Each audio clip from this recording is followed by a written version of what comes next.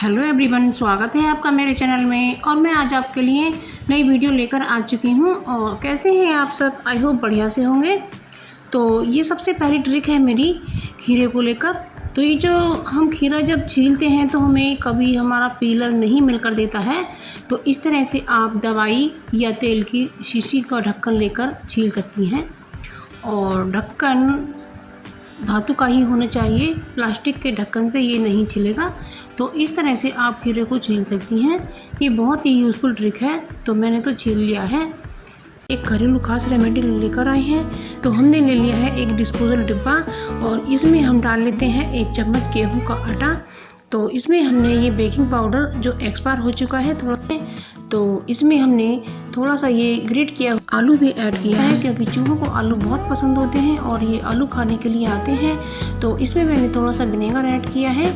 तो इसमें जो केमिकल होता है वो चूहों को काफ़ी नुकसान पहुंचाता है। और मैंने लिया है डिटॉल का हैंड सैनिटाइज़र। यदि इससे भी चूहों को अंदर एलर्जी होती है और ईचिंग होती है और वो भाग जाते हैं। और मैंने थोड़ी सी हल्दी और तीखी वाली लाल मिर्ची ली है। जब चूहे इसे खा लेते हैं तो उनके पेट में जलन होती है और वो बाहर की तरफ भागते हैं। और चूँकि हम छोटी छोटी गोलियां बना लेते हैं, ये गोलियां बना ली हैं और इन गोलियों को मैं ऐसी जगह डालूंगी जहाँ पर चूहे आते हैं। तो मैंने एक गोली गैस के नीचे रखी है और एक गोली मैंने स्लेब पे रखी है और एक पर्दे के अंदर डाली है और ये गोली मैंने बेड के नीचे रखी है, क्योंकि यहाँ तो ये जो हमारे बच्चों के टॉप होते हैं, क्योंकि ये पार्टी वेयर जो होते हैं इन्हें रोज़ तो धोया जाता नहीं है। तो जब कभी हम फंक्शन में जाते हैं और 1-2 घंटे पहनने के बाद इन्हें रख देते हैं, तो इसमें तो जो हमारे अंडर आर्म से जो स्मेल आती है वो कपड़े में रह जाती है।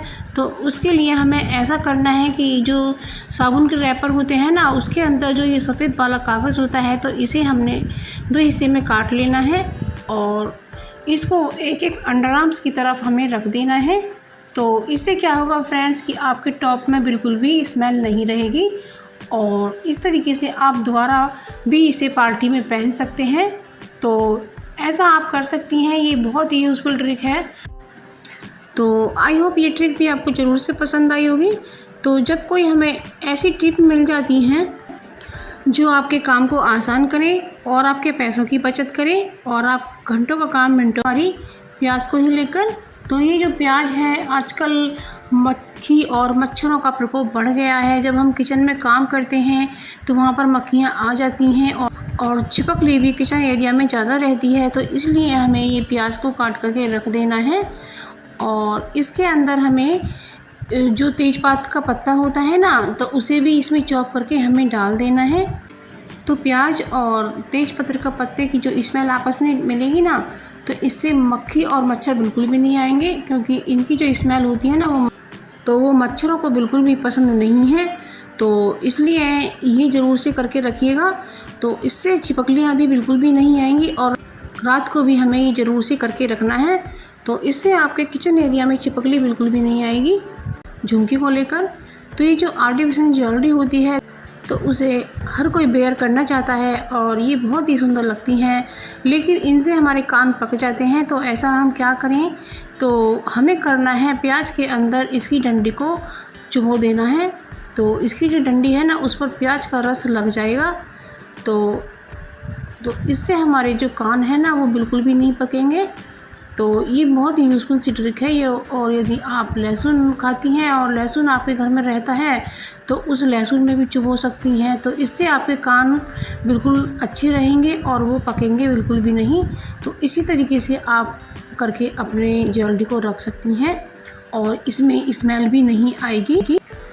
तो आशा करती हूँ कि ये ट्रिक भी आपको ज़रूर से पसंद आई होगी। तो आप इसे ज़रूर से फॉलो कीजिएगा। ये बहुत ही यूज़फुल ट्रिक है। तो अब ये अगली ट्रिक आती है हमारी, जो ये बिसलेरी की छोटी वाली बोतल होती हैं, तो इन्हें हमें फेंकना बिल्कुल भी नहीं है।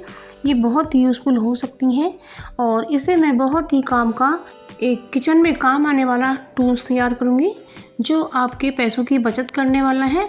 तो चाकू को गर्म करके हमने बोतल का पिछला हिस्सा काट लिया है और हमें चाकू से अच्छा कैंची से हमें काट लेना है। तो इससे इसकी शेप अच्छी सी आएगी। या तो आप इसके में तो ये बहुत ही अच्छा हमारा टूल तैयार हो जाएगा।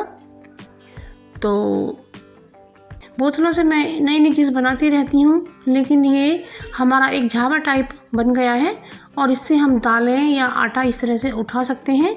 तो जो हमारा आटे का कनस्तर होता है ना, या फिर आपका ड्रम होता है, तो उसमें इसे डाल सकती हैं और बड़े ही आराम से आप आटे को निकाल सकती हैं। जब हम कलछी वगैरह से आटा निकालते हैं तो वो इधर उधर गिर ही जाता है, लेकिन इससे बिल्कुल भी नहीं